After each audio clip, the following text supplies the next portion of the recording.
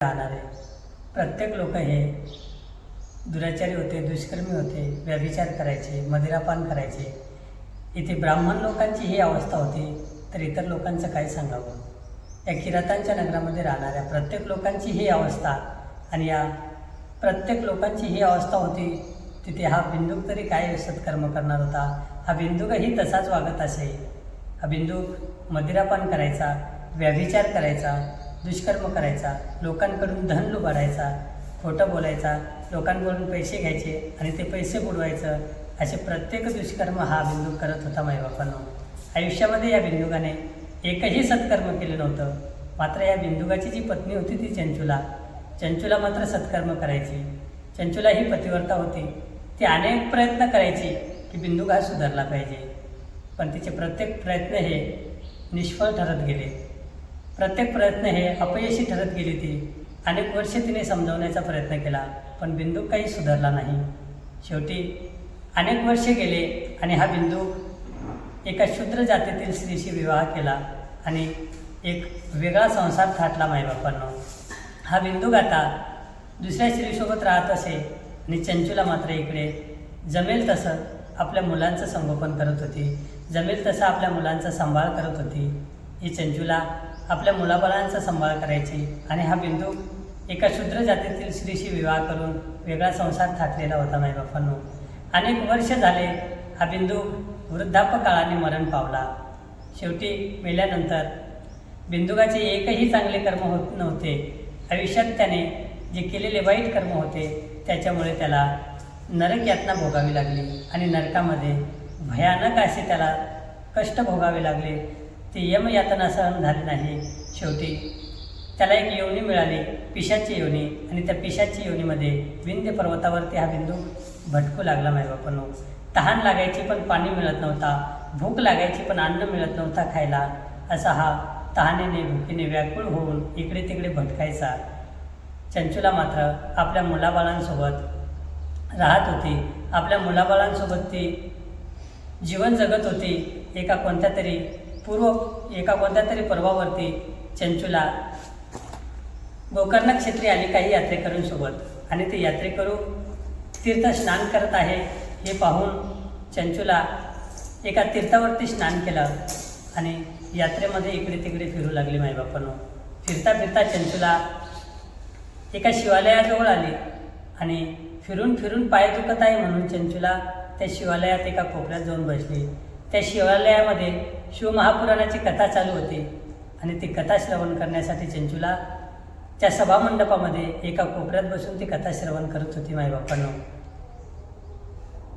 ती ब्राह्मण देवता श्रोत्यांना उद्देशून म्हणत होते की माईबापांनो, श्रोत्यांनो, जो पुरुषात्व स्त्री आयुष्यामध्ये वाईट कर्म करतात, परस्त्री गमन करतात अथवा परपुरुष गमन करतात, त्यांना मेल्यानंतर यमयातना भोगाव्या लागतात. मेल्यानंतर यम त्यांना, जी स्त्री असेल त्याला एका लोखंडाचा पुरुष बनवायचं आणि त्याला तापवायचं आणि त्याला आलिंगन द्यायला लावायचे. असे अनेक प्रकारचे दुष्कर्म, अनेक प्रकारचे कष्ट तिथे भोगावे लागतात. चंचुला मात्र आपले वाईट कर्म आठवत होती आणि चंचुला आपले वाईट कर्म आठवून विचार करत होती की मी हे सहन करू शकेल काय. मी माझ्या आयुष्यात किती मोठी चूक केली आहे, माझ्या आयुष्यात किती मोठं पापकर्म घडलं आहे, असं चंचुला आठवत होती. माईबापांनो, आणि चंचुला रडत होती.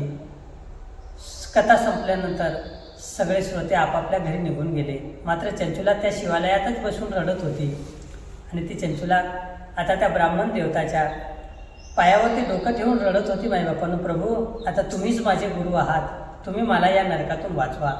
का या भवसागरातून आता मला तुम्ही वाचवा, कारण हे कष्ट मला सहन होणार नाही. माझ्या आयुष्यामध्ये मी एकही सत्कर्म केले नाही, अनेक प्रकारचे वाईट कर्म केले आहे. चंचुला मात्र आता त्यांना विनंती करत होती. माईबापांनो, ते ब्राह्मण देवता चंचुलेची ही अवस्था बघून सांगितलं की बाळा, शिवमहापुराणातली एक वैराग्यपूर्ण कथा ऐकून तुला पश्चाताप होत आहे. हे तुझ्या आयुष्यातलं सगळ्यात मोठं चांगलं कर्म आहे. का? कारण केलेल्या चुकीचं पश्चाताप होणं हे सगळ्यात महत्त्वाचं आहे. माईबापांनो, पश्चाताप हाच प्रायश्चित आहे.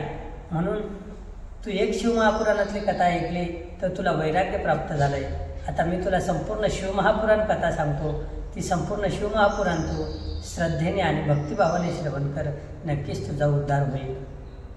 आता ती चंचुला ज्या यात्रेकरूंसोबत गोकर्ण क्षेत्री आली होती ते सगळे यात्रेकरू आपापल्या गावी आले. मात्र चंचुला त्या गोकर्ण क्षेत्रावरतीच राहत होती. चंचुला तिथे राहून त्या शिवालयामध्ये भक्तिभावाने भोलेनाथांची भक्ती करत होती.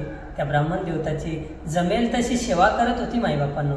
आता ही चंचुला तिथे खूप भक्तिभावाने ती कथा श्रवण केली 7 दिवसाची. आणि चंचुलेला ती 7 दिवसाची कथा श्रवण केली. चंचुला तिथेच राहत होती माईबापांनो.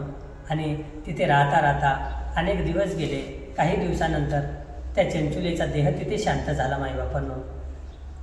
चंचुलेला घेण्यासाठी शिवलोकातून शिवगण आले आणि त्याला एका दिव्य विमानामध्ये बसवलं. त्याला भगवान भोलेनाथांच्या कैलास पर्वतावरती नेलं. दिव्य आसनावरती भोलेराव बाबा आणि पार्वती माता दिव्य आसनावरती विराजमान आहे माईबापांनो. तिथे चंचुलेला उभं केलं. भोलेनाथांनी चंचुलेला कृपा आशीर्वाद दिले माईबापांनो, अनेक प्रकारचे आशीर्वाद दिले. आणि पार्वती मातासुद्धा आता प्रसन्न आहे. पार्वती मातेने सांगितलं, चंचुले भोलेबाबा तर तुझ्यावरती प्रसन्नच आहे का, तू शिवमहापुराणाची कथा श्रवण केली म्हणून, पण मी सुद्धा तुझ्यावरती खूप प्रसन्न आहे. आता तू माझी प्रिय सखी म्हणून या कैलास पर्वतावरती वास्तव्य कर. बघा माईबापांनो, एक शिवमहापुराणाची कथा श्रवण केल्यामुळे आता चंचुला ही पुढच्या येवनीमध्ये पार्वती मातेची सखी बनून तिथे वास्तव्य करत होती. अनेक दिवस झाले चंचुला भक्तिभावाने आणि शुद्ध अंतकरणाने महादेवाची सेवा करायची, पार्वती मातेची सेवा करायची. आणि पार्वती मातेची ही प्रिय सखी असल्यामुळे चंचुला आता तिथे आनंदात राहत होती माईबापांनो. पण अनेक दिवस झाले चंचुला मात्र चंचुलेच्या मनात अनेक प्रश्न यायचे की माझा तर शिवमहापुराण कथा श्रवण करून उद्धार झालाच, पण माझा जो पती होता बिंदू, त्याने आयुष्यात एकही चांगले कर्म केले नाही.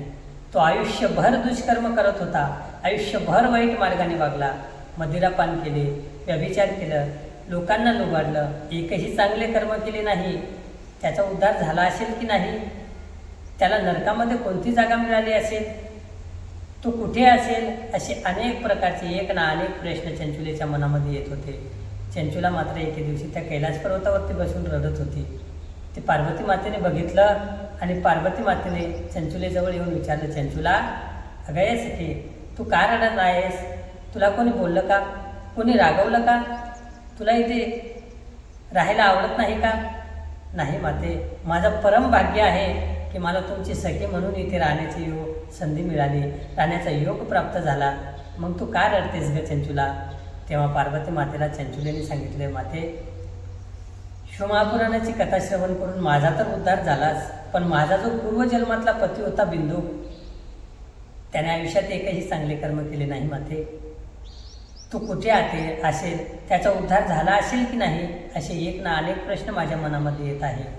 माते माझा पती जिथे कुठे असेल तर त्याचा उद्धार करा माते, त्याला एक चांगली योनी मिळेल असं काहीतरी करा, त्याचा उद्धार झाला पाहिजे असं काहीतरी मार्ग सांगा. तू कुठे असेल माते? तेव्हा पार्वती मातेने बघितलं आणि पार्वती मातेने सांगितलं, चंचुला तुझा जो पती आहे हा बिंदू, त्याने आयुष्यात एकही चांगलं कर्म केलं नाही. आयुष्यभर तो मदिरापान करत होता, आयुष्यभर व्यभिचार केलं, लोकांना लुबाडलं, चोऱ्या केले, लोकांचं धन लुबाडलं, खोटं बोलायचं, लोकांचं धन हडपायचं, असे एक ना अनेक प्रकारचे त्याने वाईट कर्म केले. आयुष्यात एकही चांगलं काम केलं नाही. पण चंचुला मेल्यानंतर त्याला नरकामध्ये जागा मिळाली आणि तिथून त्याला एक योनी मिळाली आहे, ती म्हणजे पिशाच्याची योनी.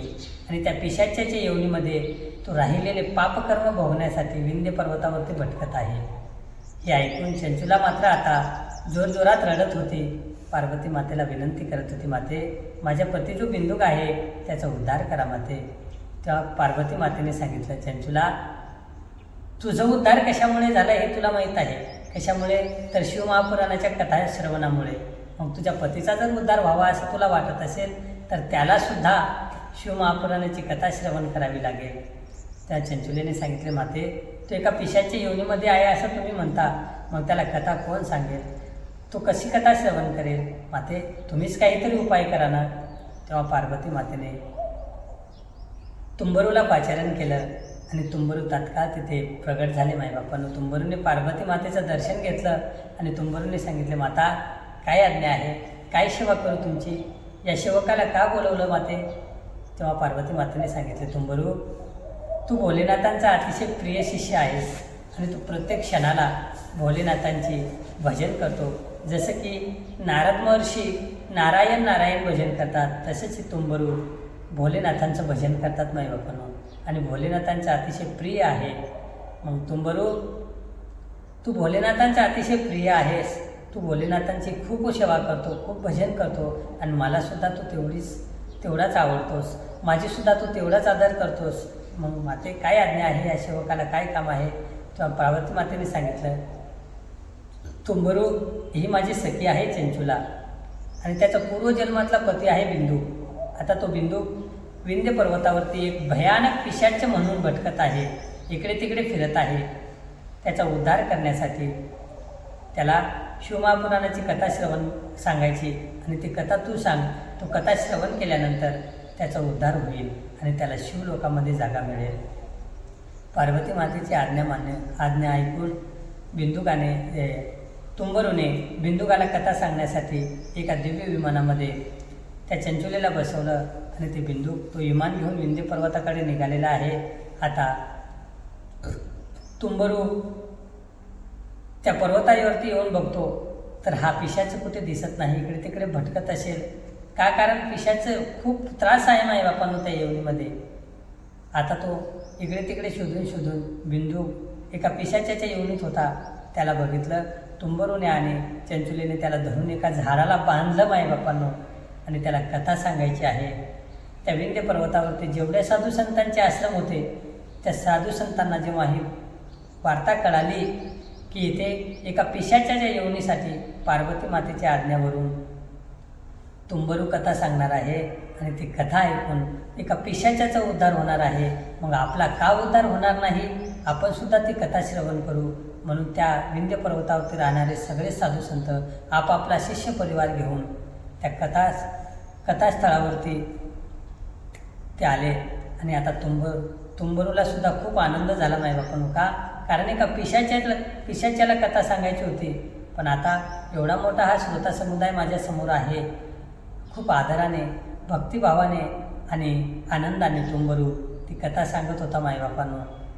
ती कथा श्रोतेसुद्धा तेवढ्याच आदराने ऐकत होते, शुद्ध अंतःकरणाने ऐकत होते.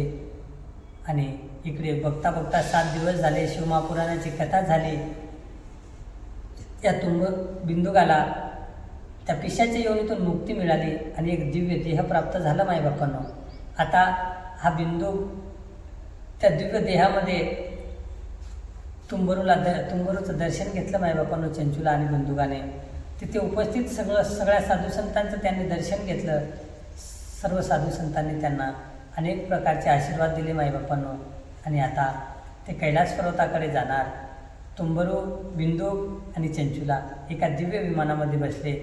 बिंदुक आणि चंचुला शिवमहापुराणाचीच कथा श्रवण केलेली होती, तीच चर्चा करत होते माईबापांनो. तिथून निघाले.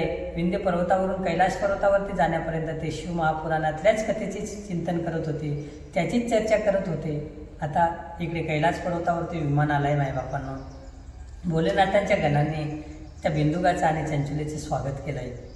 त्यांना भोलेनाथांच्या दिव्य दरबारामध्ये उपस्थित केलं माईबापांनो. भोलेनाथांनी जेव्हा त्या बिंदुकाकडे पाहिलं, त्याला अनेक प्रकारचे आशीर्वाद दिले आणि त्याला सांगितले की बिंदू, आता तुझा शिवमहापुराण कथा श्रवण केल्यामुळे तुझा उद्धार झाला आहे आणि आता तू पार्वती मातेची सखी म्हणून चंचुला तरी ते राहतेस, पण आता तू सुद्धा माझा एक गण म्हणून या कैलास पर्वतावरती राहायचं. माईबापांनो, या बिंदुकाने आयुष्यात कोणते सत्कर्म केले होते? एकही चांगलं काम नव्हतं बिंदुकाच्या आयुष्यात. आयुष्यभर तो काय करायचा? मदिरापान करायचा, व्यभिचार करायचा, वैश्यागमन करायचा, आयुष्यभर चोऱ्या करायचा, लोकांना लुबाडायचा. तरीसुद्धा या बिंदुकाला कैलास पर्वतावरती राहण्याची संधी मिळाली. कशामुळे? तर शिवमहापुराणाच्या कथा श्रवणामुळे. एका पिशाच्याचा उद्धार होतो माईबापांनो शिवमहापुराणाच्या कथा श्रवणामुळे. मग आपला का उद्धार होणार नाही? आपला